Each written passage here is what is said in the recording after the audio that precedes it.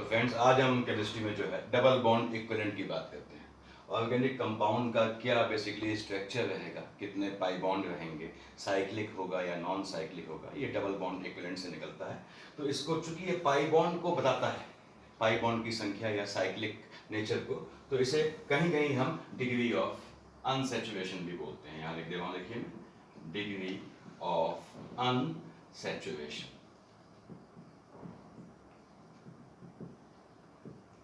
इसका फार्मूला क्या होता है आपका डबल बॉन्ड इक्विवेलेंट, बिल्कुल आसान तरीका देखिए, is equal to number of carbon atoms, carbon की संख्या plus 1 minus monovalent element minus trivalent by 2।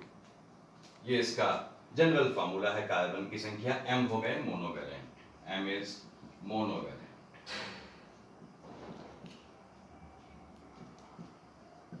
जैसे आप जानते हैं नॉर्मल कोर्स में हाइड्रोजन हो गई, अदरवाइज हेलोजेंस हो गई। ट्राइवैलेंट में आप लोग के सिलेबस में नाइट्रोजन ही होती है, तो यहाँ पे ये नाइट्रोजन हो गई, ये ट्राइवैलेंट। कहीं भी ऑक्सीजन का यानी बाइवैलेंट का जिक्र नहीं है। इसका मतलब बाइवैलेंट एटम से इसको निकालने में कोई फर्क नहीं पड़ता है। फर्क तो पड़ता है, इसको निकालने में फर्क नहीं पड़ता।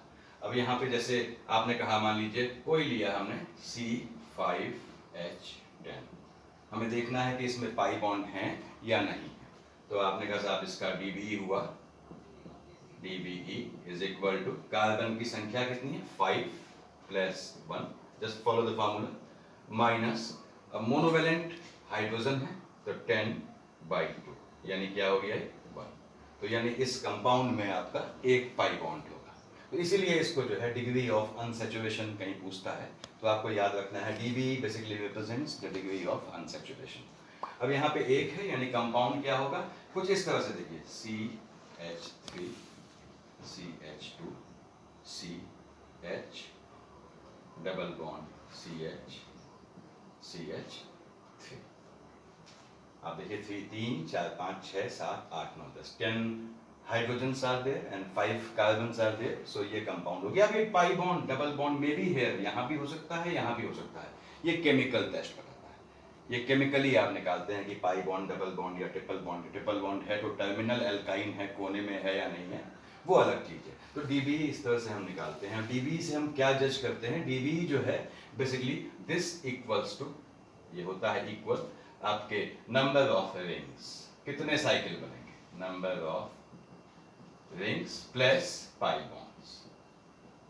तो बेसिकली ये इसका जो है फॉर्मूला होता है कि DBE रिप्रेजेंट्स, DBE की जो वैल्यू आएगी वो समेशन होगा आपका रिंग्स का, जितने भी साइक्लिक वो बनते हैं उसमें, और पाई बॉन्ड का। तो इसको हम हटा के देखते हैं। देखिए मान लीजिए हमने इसको थोड़ी देर हटा दिया कि कैसे हम DBE से और चीजें निकालते हैं। DBE का जनरलाइज कॉन्सेप्ट क्या है, कैसे हमको क्या चीजें इसमें ध्यान रखनी है, उसकी हम बात कर रहे हैं। कि DBE यदि suppose DBE comes to be 0, इसका मतलब है compound will have no pi bond, no ring. तो यहां लिखा आपने, यानी no pi bond, no ring, कोई पाई बॉन्ड नहीं, कोई रिंग नहीं। एग्जाम्पल आपने कहा, कोई भी आपने मान लीजिए एल्केन लिया, तो दिस इज C3H8। आप चेक कर सकते हैं कि DBE यहां पे आया 3 प्लस 1 माइनस हाइड्रोजन 8/2, तो कितना हो गया 0। आप जानते हैं इसमें कोई ये आपका एल्केन है, CnH2n, जनरल फार्मूला होता है, आपने पढ़ा हुआ है CnH2n+2। तो इसमें कोई भी आपका पाई बॉन्ड या रिंग नहीं होता है। अब इसमें इसको हटाते हैं, अगला देखते हैं कि नेक्स्ट इज सपोज DBE आपका एक आता है, जैसे इसके पहले कंपाउंड में आया था DBE इज इक्वल टू 1। इसका मतलब क्या है कि compound will have 1 pi bond और 1 रिंग, या तो एक पाई बॉन्ड होगा उसमें या एक रिंग होगा। जैसे मान लीजिए मैंने आपसे कहा कि C4H8, हम जानते हैं ये CnH2n के फॉर्मेट में है, यानी आपका एल्कीन है। तो आपने कहा यहाँ पे DBE कितना आया 4 plus 1 minus 8/2, that is going to give 1। यानी इसमें या तो एक आपका पाई बॉन्ड होगा, एक रिंग होगा। रिंग हम तब तक नहीं लेते हैं जब तक वो हमसे कहे ना। जैसे पाई बॉन्ड में ये कंपाउंड में अगर सिंपल बनाऊं सी डबल बॉन्ड सी सी सी, ये भी हो सकता है। Pi bond C C double bond C C, ये भी हो सकता है। और दोनों में, इन दोनों में फिर क्या अंतर हुआ? इन दोनों में अंतर ये हुआ कि ये हम केमिकली इसको डिफरेंशिएट कर सकते हैं कि these compounds are going to give different products in various reactions, तो उससे निकालते हैं हम। दूसरी बात, अगर यहाँ पे साइक्लिक भी है तो ये या तो एक डबल बॉन्ड होगा या एक रिंग होगा। देखिए ये कार्बन है, ये भी कार्बन है, ये भी कार्बन है, ये भी कार्बन है, ये भी कार्बन है, CH2 है, आप देख सकते हैं, ये C C C C and this is H, क्योंकि कार्बन के आपके 4 बॉन्ड होते हैं।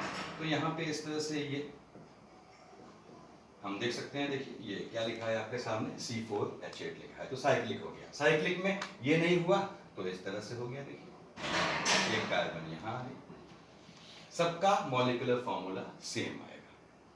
तब जब DB यहाँ पे 1 है, वो केस हमने देखा। अगला देखते हैं। देखिए इसको देख लिया होगा आप लोगों ने, इसका अगला लेते हैं हम लोग। सपोज हमने नेक्स्ट देखा कि DB आपका 2 आ गया।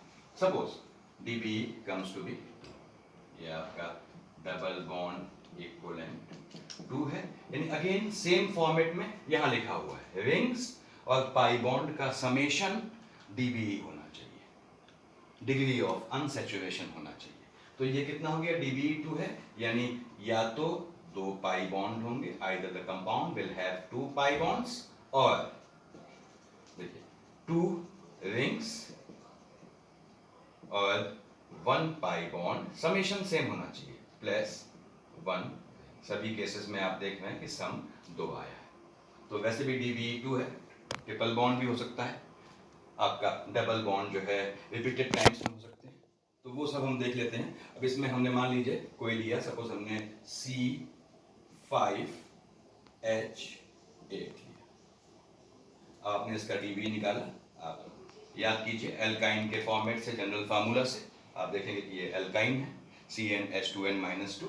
Now this DBE comes to be 5 plus 1 minus 8 by 2, that is we got 2.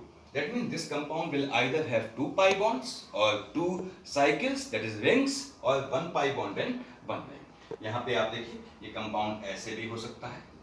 Now actually क्या है ये केमिकल टेस्ट से मालूम पड़ता है। देखिए एक पाई बॉन्ड यहाँ आ गया, एक पाई बॉन्ड यहाँ आ गया, डाई-इन बोलते हैं इनको। डबल बॉन्ड इस तरह से आए तो diene, may be cumulative, may be conjugative, तो इस तरह से देखिए डाई-इन बोलते हैं। ये भी हो सकता है कि आपके कंपाउंड में इस तरह से पाई बॉन्ड हो, but this will be differentiated by chemical test. उसके बाद देखिए इस तरह से 2 पाई बॉन्ड है, आपने कहा 2 पाई बॉन्ड यानी C ट्रिपल बॉन्ड C, ये भी हो सकता है। देखिए टर्मिनल एल्काइन है, टर्मिनल एल्काइन हमने इसको बीच में लगा दिया, CC ट्रिपल बॉन्ड C। तो एल्काइन भी हो सकता है, डाई एल्कीन भी हो सकता है। अब एल्काइन में टर्मिनल है या नॉन टर्मिनल है, आसानी से आपने पढ़ा होगा कि टर्मिनल एल्काइन, आगे बताऊंगा आप लोगों को। टर्मिनल एल्काइन जो है उसकी जो हाइड्रोजन है, टर्मिनल एल्काइन में टर्मिनल कार्बन से जुड़ी हुई हाइड्रोजन जो यहाँ H होगी। क्यों H होगी? क्योंकि कार्बन के 4 बॉन्ड होते हैं, तो ये H it is highly acidic, कोई भी मेटल इसको आसानी से रिप्लेस कर सकती है। तो टॉलिन्स और फेलिंग सब इसमें काम करते हैं, वो हम देखेंगे बाद में। तो ये आपका DBE 2 का केस था। अब इसको मैं हटा दे रहा हूं। देखिए now suppose the DBE comes to be 3, यहां लिख लिया हमने कि DBE आपका 3। तो सेम पैटर्न पे आपने कहा साहब ये 3 पाई बॉन्ड्स होंगे और 3 रिंग्स और 2 पाई बॉन्ड प्लस 1 रिंग, ऐसे ही, और 1 पाई बॉन्ड प्लस 2, तो समेशन उतना ही आना चाहिए, 2 और 1 3। ऐसे ही नेक्स्ट में अगर जनरली आपके सिलेबस में अगर DBE आपका ग्रेटर देन इक्वल टू 4 आता है, suppose it comes to be greater than equal to 4, तो आपके सिलेबस के हिसाब से ये बेंजीन माना जाता है। ये आवश्यक नहीं है कि बेंजीन है, लेकिन बेंजीन मानते हैं, यानी ये इट शुड बी, होना चाहिए, it should be benzene और इट्स डेरिवेटिव। बेंजीन या उसका डेरिवेटिव होना चाहिए। ये आवश्यक नहीं है हमेशा। देखिए, हो सकता है कि आपका डीबी 4 है तो 4 पाई बॉन्ड हो, 2 रिंग हो, 2 पाई बॉन्ड हो। लेकिन नॉर्मली आपके सिलेबस में, आपके सिलेबस मीन्स नीट में या फिर मेडिकल के जो आप इंजीनियरिंग के जो एग्जाम देते हैं उनमें ये नॉर्मल कोर्स में आपका बेंजीन होता है या उसका डेरिवेटिव होता है। आपने बेंजीन का लिया, बेंजीन का फार्मूला आप जानते हैं कि C6H6। तो यहाँ का डीबी निकालिए। देखिए DB comes to be 6 carbon की संख्या प्लस 1 माइनस हाइड्रोजन आपकी देखिए 6 है, 6/2 कितना आया आपका 4 आया। तो ये क्या हो गया आपका बेंजीन रिंग हो गया। देखिए यहाँ पे दिखा रहा हूँ आपको मैं, ये बेंजीन आपने ऐसे बनाते हैं। अब यहाँ पे 1 2 3 बेंजीन में क्या है 3 पाई बॉन्ड्स और एक रिंग प्लस 1 रिंग, टोटल कितना आ गया 4 आ गया। देखिए 3 पाई बॉन्ड होने के बाद भी हम कह सकते हैं 3 पाई बॉन्ड है, यानी बेंजीन शुड बी बोला है मैंने, हाईली अनसैचुरेटेड, लेकिन ऐसा होता नहीं। तो यहाँ पे 3 बॉन्ड्स प्लस 1 रिंग में ये बेंजीन का केस हो गया। अगर हम इसको थोड़ा सा, आपने देख लिया हुआ ऐसे, अब मैं थोड़ी देर इसको हटा के, इसको देखिए हमने हटा दिया यहाँ से। सपोज डीबी आपका जो है निगेटिव आ जाता है या फ्रैक्शनल आ जाता है, तो डीबी नेगेटिव या फ्रैक्शनल का केस देखना है हमको।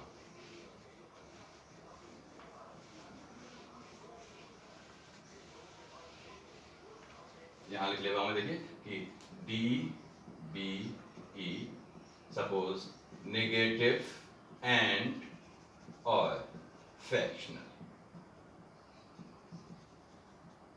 जैसे आपने कहा कोई कंपाउंड CH3 का होल ट्वाइस CH3 CH2 और ये आपका N, NH ले सकते हैं N प्लस Cl माइनस, तो थ्राइस कर देते हैं हम, ठीक। ये क्वाटरनरी अमोनियम सॉल्ट फॉर्मेट में, तो आपने यहाँ लिख लिया फॉर नेगेटिव या फ्रैक्शनल होगा, यानी स्पीसीज इज, जो भी हमने स्पीसीज या कंपाउंड लिया है, is quaternary ammonium salt. This is quaternary ammonium salt. तो आप चाहें तो इसका dB निकाल सकते हैं। कैसे निकाल सकते हैं? देखिए आपने कहा साहब dB इज इक्वल टू, अब कार्बन की संख्या कितने कार्बन है, देखिए ये होल थ्राइस है, 3 यहाँ 4 5 कार्बन है प्लस 1, ठीक बात है, माइनस मोनोवेलेंट, देखिए 3 हाइड्रोजन, 3 3 3 into 3 9 10 11 12 13 14। देखिए अब यहाँ पे हाइड्रोजन आपके 3 दिया 9 यहाँ है, 10 11 12 13 14, ये 14 14 हाइड्रोजन है, ठीक, माइनस ट्राइवेलेंट एटम, आपने कहा साहब कोई ट्राइवेलेंट है, हाँ ट्राइवेलेंट यहाँ पे N है, एक है। अब यहाँ एक चीज और, Cl माइनस भी कंपाउंड का हिस्सा है, तो इसको भी मोनोवेलेंट में गिनेंगे। तो मोनोवेलेंट में आप चाहें तो इसको +1 ऐसे लिख दें, देखिए मैं इस तरह से लिख दे रहा हूँ, माइनस आपका 1, ये क्या हुए 14 हाइड्रोजन है, 1 मोनोवेलेंट, हाइड्रोजन भी मोनोवेलेंट होती है, वहां लिखाया है मैंने, देखिए, और एक क्या है ट्राइवेलेंट नाइट्रोजन आ गई।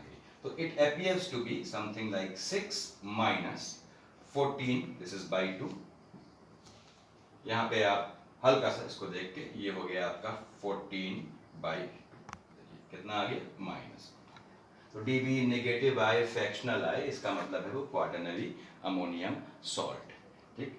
इसको मैं हटा रहा हूँ ताकि आगे हम कर सकें। तो इसमें हमको अब कैसे डीबी का फायदा क्या है, एग्जाम में आप जानते हैं क्वेश्चंस आते हैं, a compound A gives B on reaction with this thing and so on it gives C and D. तो उस केस में जो भी आपको मॉलिक्यूलर फार्मूला दिया होता है, पहला स्टेप ये होता है कि आप उसका डीबी निकाल लें। दूसरी बात हमेशा याद कीजिए कि आइसोमेरिज्म, आइसोमर्स निकालने में सबसे अच्छी चीज ये होती है कि पहले आप डीबी निकाल लें, क्योंकि ये सेकंडों का काम होता है, इसके लिए आपको पेन की जरूरत नहीं पड़ती। अब यहाँ पे आइसोमेरिज्म में ये कैसे फ्रूटफुल होता है और कंपाउंड ए गिव्स बी इसमें कैसे होता है बता रहा हूँ। पहले आइसोमेरिज्म देख लेते हैं। ये आइसोमेरिज्म के केस में ये याद रखिए कि मान लीजिए इफ कंपाउंड हैज 1, ये चीज आपको ध्यान रखनी है, रखना नहीं है, या ध्यान रखेंगे तो आपको समझ में रहेगा। If compound has 1 oxygen and DBE is equal to 0, अगर कंपाउंड में एक ऑक्सीजन है और DBE 0 है। सपोज मैंने आपसे कहा, मान लीजिए हम लेते हैं C4H10O ले सकते हैं हम, ठीक, C4H10O। आपने इसका DBE निकाला बच्चों, DBE आया आपका 4 + 1 माइनस, ऑक्सीजन को शामिल नहीं करते हैं DBE में, यहाँ कोई भी डाइवेलेंट नहीं है तो उसको छोड़ देंगे। हाइड्रोजन मोनोवेलेंट कितनी है, 10/2, that is we got 0। Now this compound is having 1 oxygen atom as well as DBE is found to be 0. That means ये याद रखना है आपको, it will be ध्यान रखेंगे तो आपको एग्जाम में जो है निकालना नहीं पड़ेगा इस चीज को। It will be either ether और अल्कोहल। अब ईथर और अल्कोहल हम देख रहे हैं, 4 कार्बन है, क्या हो सकता है, CCOCC। देखिए ईथर हो सकता है, दिस इज ईथर, जो हम आगे देखेंगे कैसे हम इसको, ये नाम हमने कैसे दिया ये हम बात करेंगे। और alcohol CCCCOH। Now this OH may be here, that is different thing. This O may be here, that is different thing. वो अलग, वो केमिकल कॉन्सेप्ट आ गया उसमें। तो ईथर है या अल्कोहल। तो इसका सेकंड पार्ट लिखा आपने कि यदि कंपाउंड में एक ऑक्सीजन है, it was the first part, suppose second part I am writing over here, this is suppose if compound has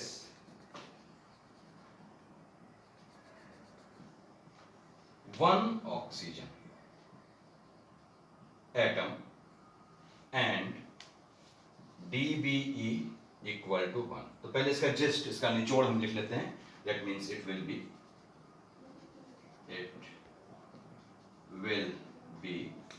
either ketone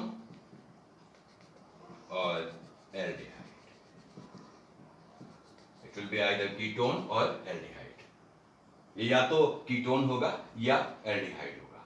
आपने कहा इसको हम चेक करते हैं। सपोज मैंने कोई कंपाउंड लिया C5H10O ले लेते हैं। देखिए C5H10, DB कितना आया बच्चों आपका, अगेन DB काउंटिंग में हम बाइवेलेंट या डाइवेलेंट एलिमेंट को कंसिडर नहीं करते हैं, तो DB हो गया आपका 5 + 1 - 10/2। देखिए ये आपका आया 1। एक ऑक्सीजन है, एक DB आया, तो क्या होगा, या तो कीटोन होगा या एल्डिहाइड। यहाँ देखिए 5 कार्बन है, CCCC, या तो आपका एल्डिहाइड हो गया, और एल्डिहाइड टर्मिनल ग्रुप है, वो कोने में होगा, आप जानते हैं, या आगे हम देखेंगे, या कीटोन हो गया, C CC। तो it will be either aldehyde और कीटोन। अगेन मॉलिक्यूलर फार्मूला दोनों का सेम है, आप देख रहे हैं। तो ये चीज हमको यहाँ से मिली। उसके बाद तीसरी चीज, तीसरा देखते हैं, ये देख लिया होगा आप लोगों ने, उसका अगला हम देखते हैं।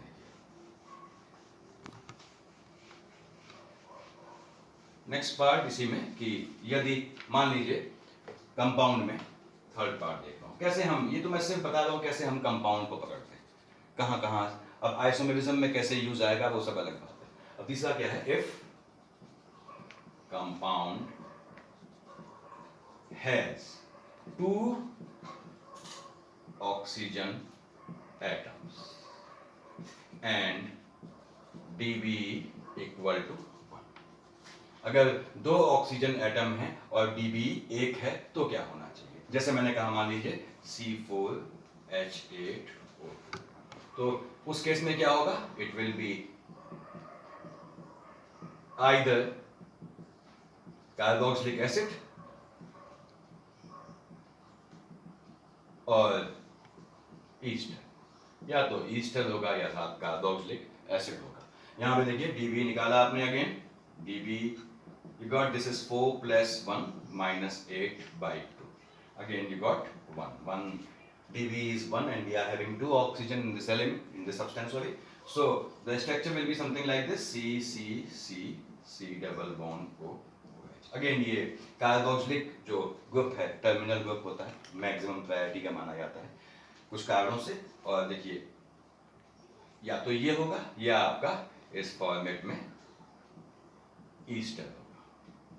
तो either it will be carboxylic acid और इट विल बी ईस्टर। तो ये डबल बॉन्ड इक्विवेलेंट के कैसे हम उसके एडवांटेज हैं, कैसे हम इसमें निकालते हैं, ये चीज़ें 3 चीज़ें आपको ध्यान रखनी है ताकि आपकी चीज़ें आसान हो जाए। मेरे ख्याल से आप लोग को ये क्लियर हो गया होगा। नेक्स्ट टॉपिक देखेंगे आप लोग को, मैं अपनी वीडियोज़ डाल दूँगा, आप देखते रहिएगा। Thank you.